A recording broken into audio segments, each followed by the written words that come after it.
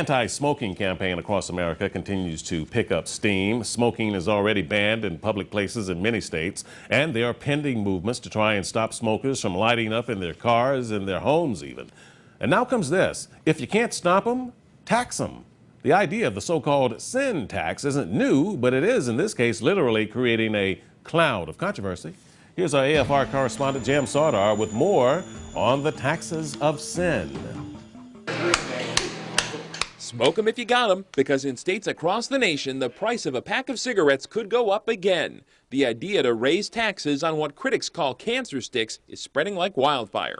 From Connecticut to Oregon and a bunch of states in between, governors want to hike the tax by everything from an extra nickel to $1.25 per pack. We cut our budgets and they were lean and mean. Ruth Ann Minner wants to raise the price of cigarettes 45 cents for a total tax of $1 a pack. The Delaware governor says she's left with little choice. After years of hacking away at her budget, she's counting on smokers to help raise revenue. We didn't have to raise a lot of taxes at that time. We did it by budget cuts. And so we're at the point now where we've sort of trimmed everything that we can. And most states have done the same thing. Raising taxes on smokers seems like an easy way to raise money. Only 20% of Americans do it, so only 1 out of every 5 people would pay it.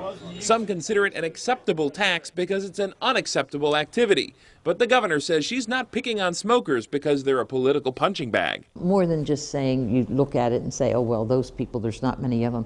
You're really looking at what you need to do to get the money to cover the cost of whatever program is in effect that you need. Still, experts say for a state trying to balance its books, smokers and their cigarettes are an easy target. No one likes taxes, and this is a relatively defenseless population, and it's a source of revenue, and it's better than property tax or personal income taxes. What's my problem so far?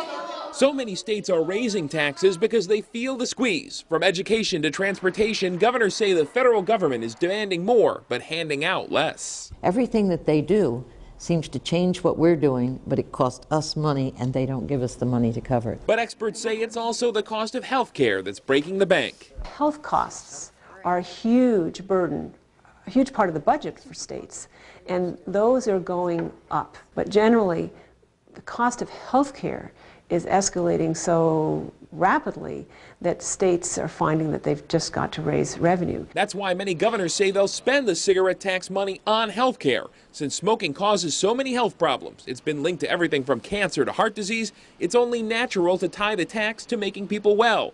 A move that's not only necessary, but palatable with politicians and the public. They're much happier knowing that we've designated that fund and it will be set aside for health care. All of that money will go for health care issues. It makes a big difference. It's doing the right thing, and it does make it easier.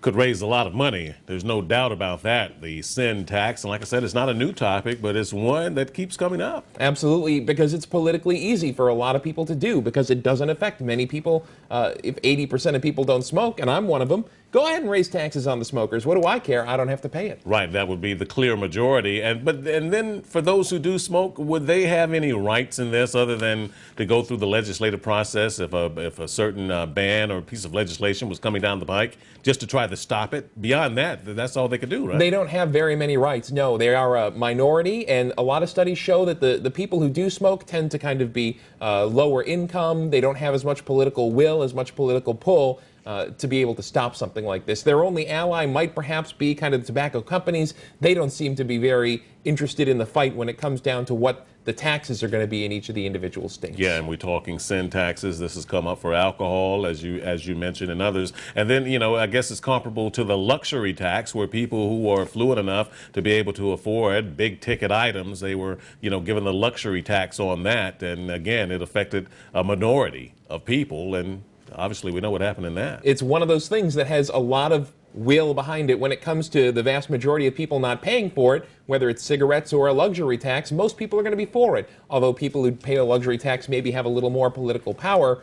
Still, when it comes to persuading the vast majority of the public and the legislators, these things seem to be a little bit easier to get through than some others. One of the other added benefits here, when the cost of a pack of cigarettes goes up, the younger people are less likely to start. Because they don't have the money. Exactly. It gets too expensive for them. So there seems to be a double benefit that the states make extra money because there's more in tax, and fewer young people start and numerous studies have shown that it's those young people, if they start young, they tend to keep with it. And if they don't start by the time they've, say, reached 18, 19 years old, then they don't tend to pick up the habit at all. Okay, well, good information, Jam, and this is a story we'll continue to follow. Absolutely. All right, thank you.